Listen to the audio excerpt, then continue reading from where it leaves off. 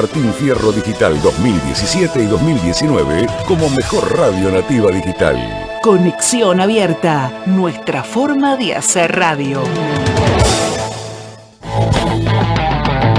Conexión Abierta presenta Mundo Original.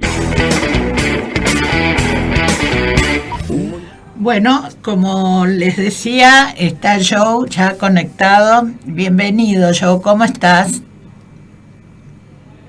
Hola Inés, un placer estar aquí contigo de vuelta. Sí, hace un montón que no hablamos. ¿Cómo están tus cosas por allí? Esta es una charla así media informal. ¿Cómo están las cosas por allí? Bueno, a nivel personal, afortunadamente todo bien.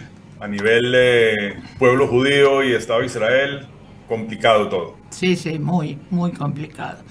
Te recuerdo que llevamos 601 días desde la masacre del 7 de octubre del 2023 y aún nos quedan 58 secuestrados israelíes en Gaza y al menos dicen en este momento que 20 vivos. Entonces, pues, claro, ese es el estado de las cosas por ahora.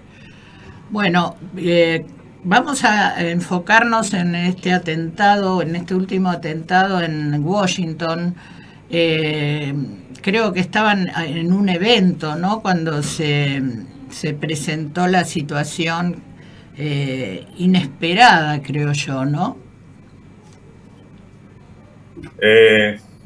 Depende de cómo defines inesperada. Si estaban en un evento en el Museo Judío en Washington, a pocos pasos, inclusive al frente del cuartel del FBI, sí, y no a mucha distancia de la Casa Blanca. Y sí, estaban en un evento, estaban aparentemente terminando un evento de jóvenes diplomáticos y bueno, salen esta pareja donde ya sabes los hechos. Él era un cristiano alemán que había ido a Israel a voluntarizarse, y ella era una chica americana que había dedicado mucho tiempo a ver cómo mejoraba las relaciones entre Israel y otros países y otras culturas. Entonces, ahí lo que tienes fue, una mezcla. No sé por dónde quieres cerrar esto, pero si me lo preguntas así de cero, yo te digo que, como yo lo veo, es así. Mira, el antisemitismo es la forma más antigua de discriminación en el mundo. Y ahora está resurgiendo, o más bien está en auge, ¿no?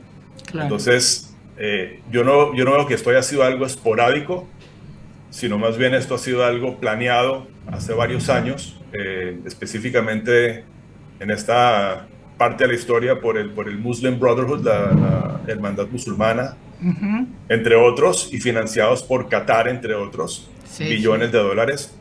De hecho, hace poco estaba buscando lo que tuve la oportunidad aquí en Miami de ir a la premiere de un documental que se llama Hate Spaces, Espacios de Odio, producido por un señor que se llama Avi Goldwasser, y él en esa época, estamos hablando en el 2016, ojo, ya él hizo todo un trabajo investigativo con un grupo grande, donde te demostraron cómo estaba funcionando eso que yo te acabo de decir, con el objetivo de, digamos así, lavarle el cerebro poco a poco a los estudiantes americanos. Lo que hicieron fue empezar a ofrecer con plata de Qatar, estamos hablando de billones de dólares, a las universidades, a los campuses más prestigiosos americanos, becas o regalos, digamos, de millones de dólares, donde el primer año le regalaban el Departamento de Ciencias Políticas o Relaciones Internacionales un grant muy generoso. Al siguiente año ya le hacían, mira, pero tengo un profesor que quiero que por favor lo dejes enseñar acá. Al siguiente año, mira, pero queremos que cambies un poquito el currículum. Entonces ya cuando había esa dependencia, digamos, financiera, que fueron millones de dólares a cada una de estas universidades, pues básicamente se tomaron de facto esas facultades, pusieron ahí profesores que estaban básicamente esparciendo o enseñando una tergiversación de la historia y literalmente mentiras y odios, ¿ok?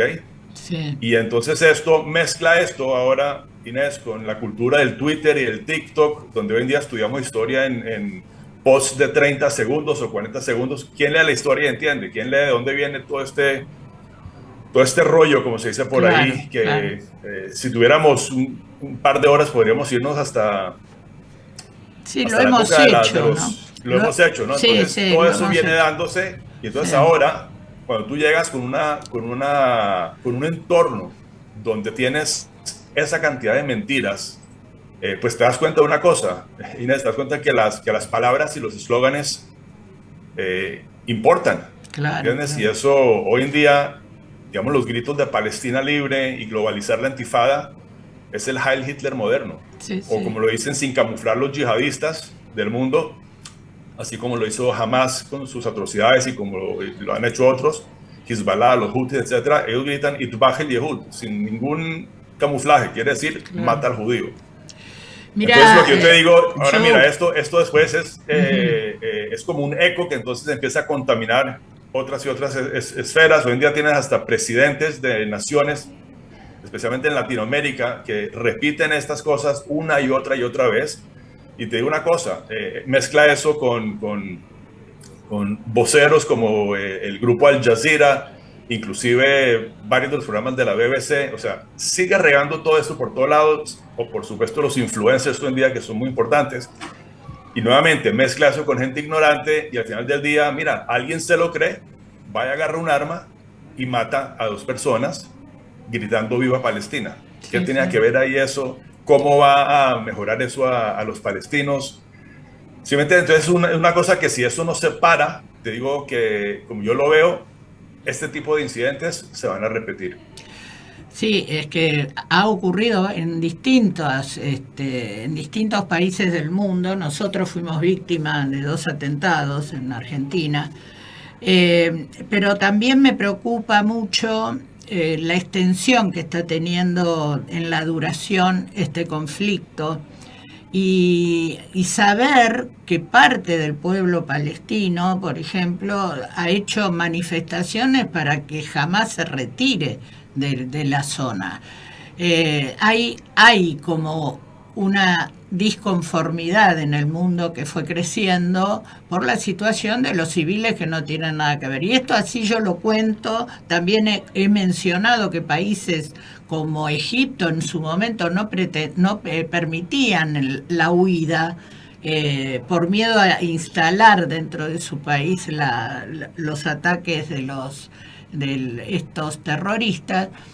Pero llegó el momento de que el mundo se está preguntando, y esto, yo vos sabés que he tenido siempre el micrófono abierto para Israel, pero en este momento pesa, ¿sabés? Pesa en cada uno de nosotros el que no ocurra las desgracias que ocurrieron durante la Segunda Guerra Mundial, los ataques que ha sufrido Israel, que siempre se han minimizado por las cuestiones ideológicas de los gobiernos de turno, pero han sido reales. Y yo cada vez que pienso en lo que pude ver de un documental del ataque, una especie de... Es algo aterrador, es algo que uno no se imagina que gente que está en una vida común, o tomando un trago, o bailando, o que está con sus hijos en su casa, hayan sufrido semejante ataque. Pero también por una cuestión de humanidad tendríamos que hacer todos el esfuerzo de salvar a la gente que no quiere estar ni siquiera con ese gobierno de Hamas, ¿entendés? Entonces eso hay que resaltarlo, que no es todo el pueblo palestino, ni siquiera, qué sé yo, es como que ves desde afuera en este momento que somos todos títeres de un grupo que no tiene, perdón, no tiene empatía ni por ninguna persona en realidad, ni por sus vecinos en Israel, que siempre fueron contenidos, ¿no? En alimentos, en trabajo, en un montón de cosas, que siempre se trató de abrir las puertas.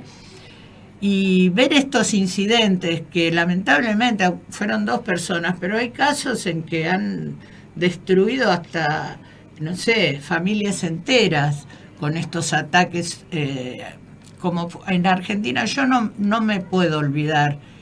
Los dos ataques que sufrimos, una en la Embajada de Israel, otro en la AMIA. Quedó fijado el momento en mi cabeza como si lo hubiese vivido ayer. Sé exactamente por dónde caminaba, sé dónde estaba. Fue un impacto tan enorme y me imagino que cada país que ha pasado por esto también tiene muchas reservas de cómo seguir, cómo tratar a esta gente que está dispersa en el mundo generando el terror, ¿no? Y al alargar, yo lo que veo, al alargar esta situación de guerra, terminan victimizándose. ¿Entendés, Joe? ¿Cómo es tu mirada en este momento? ¿Cómo ves a Israel posicionada? Sí, eso es bastante, y por supuesto uno no puede ser ajeno al sufrimiento de cualquier humano.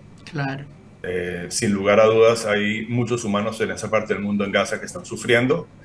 Desafortunadamente, mi opinión es que lo están sufriendo debido a que Hamás continúa con esto. Entonces, esto se podría terminar, digamos, 600 días. Hace 590 días, si Hamás hubiera soltado a esos rehenes que todavía tiene. Claro. Entonces, al seguir eso, ahora, a eso se le suma toda una dinámica internacional, toda una... digamos, presiones inclusive de aliados con Estados Unidos, con el presidente anterior Biden, que amarrado mucho las manos, y a esto le sumas otra vez todo el tema de las mentiras que hay allá afuera, donde tienes medios básicamente tomando la propaganda de Hamás directamente y diciendo lo que hay. Entonces es muy complejo. Yo lo que sugiero a veces también es, digamos, ir a la gente que tiene pedigrí o experiencia en estos temas, y entonces ahí yo siempre, hace poquito salió un artículo, que de hecho lo traduje, que se llama las 7 principales mentiras sobre Israel y las operaciones de las Fuerzas de Defensa de Israel en Gaza. Ahora, fue escrito por el coronel John Spencer, que es el director de la Escuela de Estudios de Guerra Urbana en el Instituto de Guerra Moderna de la prestigiosa Academia de Cadetes del Ejército Americano West Point, y por Arsen Ostrowski, que es un abogado especialista en derechos humanos y CEO del International Legal Forum. Entonces, yo lo que sugiero es ir y ver de este tipo de reportes que ellos sacan, poderse uno ilustrar un poco más de qué es real y qué son mentiras fabricadas que nos están regando y nos están creando más odio y más presión a Israel. Claro. ¿No? Por ejemplo, todo el tema de que se está cometiendo un genocidio, que eso siguen diciéndolo, inclusive en Colombia el presidente Petro sigue hablando de eso cada vez que puede meterlo. Y bueno, y hay evidencia clara de que esto no está sucediendo. Eso es una historia fabricada, inventada, y nuevamente este reporte te da todas las evidencias legales para comprobarte que no está ocurriendo. Claro. ¿No? Que Israel está atacando incondicionalmente a civiles en Gaza. Eso es mentira. Que los están matando de hambre ahorita recientemente. Eso es mentira. Desde que empezó todo eso se han metido más de 100.000 camiones con más de casi 2 millones de toneladas de ayuda humanitaria, ¿no? Sí. Muéstrame otro país que haya hecho esto.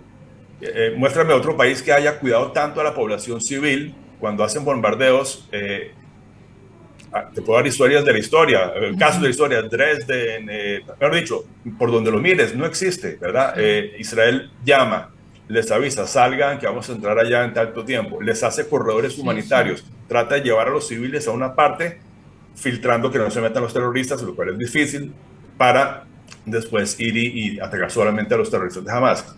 Ahora, cuando tú tienes del otro lado, y eso también hay que entenderlo, a un grupo terrorista que no le importa para nada cada muerte de los gazatíes allá, ¿okay? Cada muerte para ellos es una victoria más en esta espiral descontrolada de propaganda, ¿verdad? Sí, sí. Inclusive muchos de esos muertos los fabrican, como ya hay una cantidad de evidencia en videos también, y no es algo nuevo.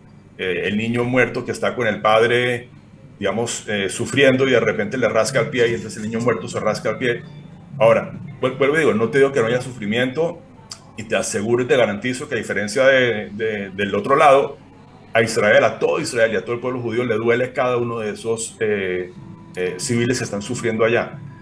Pero estamos haciendo lo que más podemos y lo que ninguna otra nación del mundo ha hecho para proteger a esos civiles, pero no podemos simplemente decir, ok, ya dejamos así, y sacrificar, digamos, a esos 58 secuestrados que todavía tenemos allá, que fueron nuevamente, como sabes, secuestrados de sus cunas, Sí, violados, sí. ya sabes toda esa historia. Sí, Entonces, claro. algo hay que hacer. Ahora, desafortunadamente, hemos visto nuevamente la responsabilidad, digamos, del punto de vista internacional, también de la comunidad internacional, en parte por todas estas mentiras también que se han regado de una forma dirigida, pues le ponen la presión al lado que no es, en vez de qué hubiera pasado si hubieran puesto toda la presión, por ejemplo, a Qatar desde el principio. Se sabe que Claro. Qatar tiene una relación no solo financiera, sino, mejor dicho, tiene mucha influencia sobre Hamas. ¿Por Sí, qué sí. no presionarlos a ellos y exigirles, oigan, no quieren más sufrimiento, no quieren más destrucción?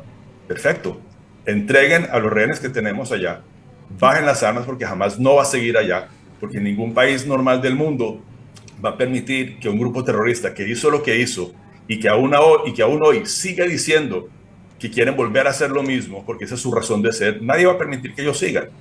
Entonces entiendan eso, si les importa la población que vive en Gaza, exíjanle a Hamas, exíjanle a Qatar, exíjanle a Egipto, exíjanle a Turquía que usen sus influencias sobre ese grupo terrorista para exigirles que hagan lo más básico, que es devuelvan a la gente que se robaron, que no tiene nada que ver con esto, ¿no? Sí, sí, claro. Entonces, mientras tanto, Israel no se puede quedar quieto. Entonces, mientras tanto, ahora lo que está pasando, y ahora otro tema es el tema de las negociaciones. Recuerda, Inés, que estamos negociando con el diablo. Sí, sí. Ellos, si tú te pones en los zapatos de ellos, ¿qué interés tienen ellos de entregar a todos los rehenes? Ninguno. Entonces, esto es un tipo desafortunadamente es un tipo de Extorsión. no sé cómo, sí, eso extienden y extienden y extienden más el tiempo y mientras tanto los pobres rehenes allá, me perdona la palabra, pudriéndose, ¿ok? Claro, claro. Y entonces, pero todo el mundo sabe que esa negociación es una mentira. ¿Qué creen? Que si Israel dice, ok, ya nos vamos de acá, salimos, ¿van a entregarlos a todos? No, no los van a entregar a todos. Entonces, ¿qué está pasando?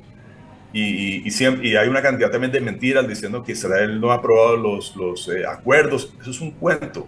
Claro. Israel ha aprobado todo. Es más, me acaba de llegar un mensaje, acabo de verlo en la prensa, que Israel aceptó el nuevo framework de Witkoff para todo el cese al fuego. Vamos a ver si jamás lo acepta. Dudo que lo acepte, ¿ok? Claro, Y si lo acepta, dudo que cumplan todas las condiciones para pararlo. Nuevamente, a Hamas no le interesa Gaza, no le interesa a los palestinos, le interesa simplemente su razón de ser destruir Israel. Y ellos también tienen, acá hay una cosa que hay que saber y hay que conocer la cultura árabe bien de esa parte del mundo para entenderla. Todo esto que le están ofreciendo, que los van a mandar a otro lado, que les van a dar sus cuentas, así como Arafat salió con una cantidad de billones de dólares, a un grupo como el Hamas no le interesa. Ahí también cuenta algo, lo que se llamaría la pena o la vergüenza. Para ellos es preferible morir ahí donde están que tener la vergüenza de haber perdido esa guerra que ellos iniciaron. Claro. Entonces es una situación muy, muy compleja y nuevamente los que sufren, pues obviamente son los que no tienen ahí nada que ver, que así como te lo he dicho antes, desafortunadamente no sé, no te puedo dar un porcentaje, qué porcentaje de la población es, porque nosotros también vimos ese ataque el 7 de octubre, que junto con los terroristas de Hamas había miles de gazatíes civiles, entre paréntesis, que fueron y hicieron las mismas atrocidades. Claro. Entonces, sí, es eso es lo que es. ¿Qué va a pasar allá? Yo espero que se pueda próximamente resolver. Yo creo que lo que están haciendo ahora es, primero que todo, me parece muy importante lo que pasó ahora con el tema de la ayuda humanitaria, que entraron, digamos, los americanos a manejar esto con la ayuda de Israel de una manera que garantiza que jamás no tiene, porque lo que estaba pasando antes, que todos estos, como hablamos, toneladas de ayuda humanitaria entraban, pero jamás se apoderaba de ellos y no se lo daba a la gente. Claro. Y con eso los iban comprando poco a poco. Ahora entonces, ¿qué está pasando? Hicieron todo un mecanismo nuevo donde están dándole a la gente que no es terrorista jamás ayuda humanitaria de una forma controlada, y esto poco a poco les está abriendo los ojos a los gazatíes de que ya no necesitan a Hamas para vivir. Claro. Porque te recuerdo que desde el 2007 básicamente Hamas de facto es el dictador en esa región donde los palestinos no tenían libertad. Entonces, nuevamente, esos slogans de viva, viva Palestina libre, no sé cuánto, quieren que sean libres los palestinos de allá, ok, libérenlos de Hamas, que desde el 2007 los tienen subyugados a todo este tipo de vida inhumana. De cualquier manera, yo he visto que la gente de los gazatíes están como reaccionando. Lo que pasa que es una situación extrema y es en un momento en el mundo complicado, porque a veces me pregunto yo si esto no tiene que ver con cuestiones de poder y de posicionamiento de ciertas potencias que sostienen. Qatar no se imagina uno que tenga interés en continuar este sistema que es espantoso, y sin embargo lo hace. Entonces yo creo que es una carrera por el poder. Creo que el mundo como estaba no va a volver a estar, y las decisiones a lo mejor que tomen a nivel global van a significar que las personas podamos vivir en paz.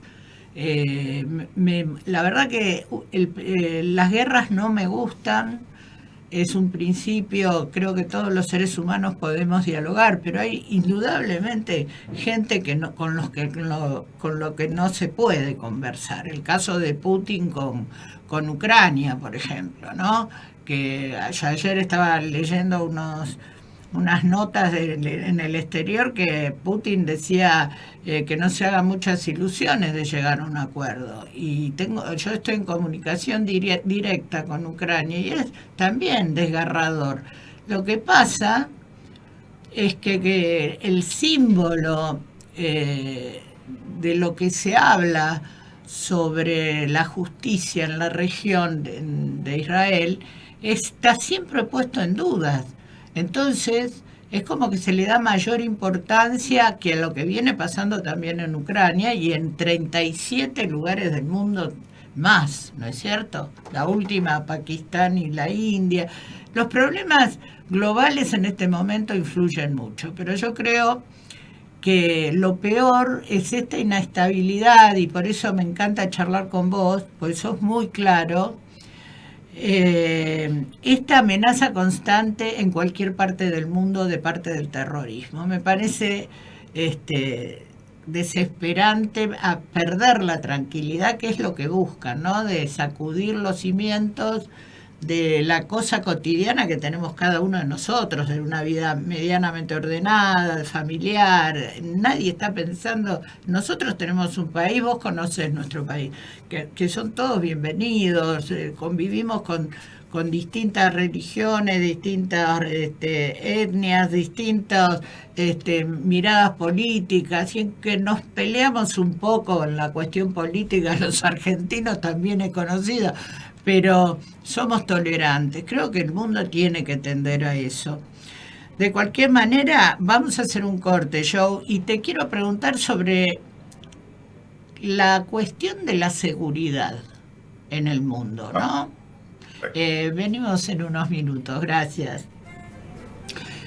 Joe, seguimos charlando. ¿Qué te parece hablar de la seguridad en el mundo? Y hablo en principio de cómo evitar los atentados, ¿no? A mí me parece extraño que tan enfrente del FBI se haya cometido un atentado. Y después, ¿qué técnicas hay para detectar estos lobos solitarios, ¿no?, que aparecen? Claro, es un tema que podemos hacer todo un programa solo hablando de esto porque es bien complejo, pero a ver, si lo resumimos, te puedo decir que desde el general chino Sun Tzu y el samurái más famoso de todos, Miyamoto Musashi, hasta el día de hoy hay una cosa que no cambia, y es conoce a tu enemigo. Entonces, claro, antes de hablar de seguridad, tenemos que entender seguridad ante qué, quién nos quiere hacer daño, cómo operan, qué pueden hacer. Y entonces, entre más conozca yo al enemigo, ¿okay?, entonces más voy a tener la posibilidad de hacer un plan sensato para defenderme de ese enemigo y de sus modus operandi, de sus maneras de atacarme. Claro. Entonces, en este caso, sí o sí, tenemos que hablar, yo creo que mundialmente, porque tú hablas siempre o estás hablando ahorita en esta charla de la palabra terrorismo. Sí. Pero aquí no solo, yo creo que hoy en día en el mundo lo que está pasando viene de un tipo específico de terrorismo, que es el terrorismo yihadista, lo llamo yo, o hay quienes lo llaman islam político. Entonces hay que entender qué está pasando con eso a nivel mundial, cuáles son sus ideales, ¿ok? Cuando volvíamos a hablar nuevamente de los desafíos en el mundo del TikTok y del Instagram y del X, donde todos son pedacitos de información de 30 segundos o un post de unas pocas palabras, pero el que quiera entender realmente eso tiene que ir y tiene que entender cómo funciona y de dónde viene eso. Tienes que saber cuáles son los 3 textos del Islam, ¿verdad? El Corán, el Hadith, las Siras, y entender cuál es su relación, por ejemplo, con los kafires, que ellos llaman los no musulmanes, o el tema del yihad, que no solamente yihad violento, sino hay yihad financiero, hay yihad inclusive de inmigración, lo cual si te pones a ver lo que está pasando o lo que viene pasando en los últimos 20 años en Europa, pues te das cuenta que hay una cantidad de violencia por yihadistas que han llegado poco a poco a esas ciudades, tomándose barrios enteros, incluyendo partes de ciudades como Londres, París, en Suecia hay una cantidad, en Irlanda, mejor dicho, en el Reino Unido, donde tú miras hoy en día en Europa, hay un problema muy grave con esto. Ahora, ¿cómo se mezcla eso con lo que estábamos hablando antes? Pues va de la mano porque básicamente son los mismos principios que tiene el Hamas, ¿ok? Entonces, cuando uno entiende que, y lo que hablamos antes también de cómo, nuevamente, la hermandad musulmana, que hoy en día, digamos, sucede está en Turquía, entre otras, con plata qatari, poco a poco fueron entrando yihad educativo, invadir todo eso, regar todo ese odio en las instituciones académicas y nuevamente entonces mediático, se van mezclando a los medios y a los influencers y entonces empieza a generarse ese entorno donde por un lado cada vez más hay más atentados y si los ves y si ves el modus operandi, digamos, se usa el mismo modus operandi, bien sea atropellamiento de personas en eventos casi siempre cristianos, que es otro tema, porque no hablamos de eso, lo vamos a hablar en un momento, acuchilladas, mejor dicho, el menú del modus operandi que tienen es similar y todo va básicamente con la misma ideología yihadista. Entonces, si eso es lo que está ocurriendo, ¿quién se tiene que preocupar? ¿Quién se tiene que defender? ¿No? ¿Y cómo? Que eso lo podemos hablar ahora en un momento, pero más importante también, parte de lo que ha logrado esta ideología yihadista, como yo la llamo, es que han logrado también agarrar a parte de la población y convertirse, digamos, en inmunes. Claro. Había épocas donde tú no podías, digamos, creo que fue no sé si fue en la época de Obama, o ahora con Biden, no recuerdo, sacaron una cantidad de palabras de la terminología que puede usar el FBI o que puede usar un investigador de la policía para ir a investigar un caso de estos. Claro. Entonces empiezan a ponerte esposas y, por ejemplo, cuando ocurrió esto en Washington, este atroz incidente en Washington donde mataron a estos 12 trabajadores de la embajada israelí, puedes creer que corrieron, no me acuerdo quién, pero lo podemos buscar ahora en Google, corrieron en varios medios a pedir que por favor ahora no vamos a tener islamofobia y no se va a fomentarles. Acaban de matar lo que él pensaba que eran 2 judíos, 2 trabajadores de la embajada israelí. ¿Estás hablando de islamofobia? Habla más bien de lo que el Islam, el yihadista está haciendo en el mundo. Y mira lo que está pasando. Entonces ya, por ese lado, creo que hay que, todos debemos, los que estén interesados en esto, aprendamos un poco de dónde viene eso, cuál es la ideología, qué piensan ellos, que no sea otra vez los mismos 5 personas que no tienen miedo diciendo, hey, tengan cuidado que ellos se quieren tomar el mundo, están yendo poco a poco, empiezan por Israel porque quieren dominar primero que todo el Medio Oriente, después de ahí salen a el mundo occidental. Recuérdate que, y hoy en día, por supuesto, a nivel ideológico, Irán y sus ayatolas son el pilar de esta ideología. Claro. Yihadista, ¿ok? Sí. Entonces también hay intereses con los americanos y se mezcla el interés financiero y Trump y ahora qué quieren, pero por ahí viene la cosa. Entonces, entender eso también te ayuda a poner en contexto todo lo que está ocurriendo y luego al punto de vista, digamos, de una institución, ¿cómo te cuidas? ¿Sí? Claro. Puedes preguntarme a nivel país, a nivel ciudad o a nivel institución. Yo creo que todo empieza por entender quién nos quiere hacer daño. Claro. Inclusive en Latinoamérica, yo estoy también seguro que en Argentina hace muchos años y estoy casi seguro que sigue en la trifrontera, por ejemplo, sí, estas ideologías se unen, por ejemplo, con el tema de narcotráfico, con el tema de mercados negros o sea, entonces usan eso entonces hay muchas conexiones con entre los bandidos se unen casi siempre, ¿verdad? Sí. Y entonces cada quien tiene su tema. Ahora, ¿cómo empiezas a lidiar con eso? Nuevamente, primero que todo, reconoce y entiende quién te quiere hacer daño y cómo. Y luego, digamos, en institución, para hacerlo sencillo, nosotros, digamos, con mi empresa hace muchos años tenemos una escuela de pensamiento donde decimos que básicamente si tú quieres proteger un sitio, pues tienes primero que todo que tener, digamos, un perímetro seguro, tienes que tener control de acceso. Es muy importante tener mecanismos de lo que se llama disuasión, o sea, que el malo cuando viene a hacerte algo, él no se para y va y lo hace. A veces sí, cuando son lobos solitarios, como posiblemente esta persona que hizo ese terrorista, correcto.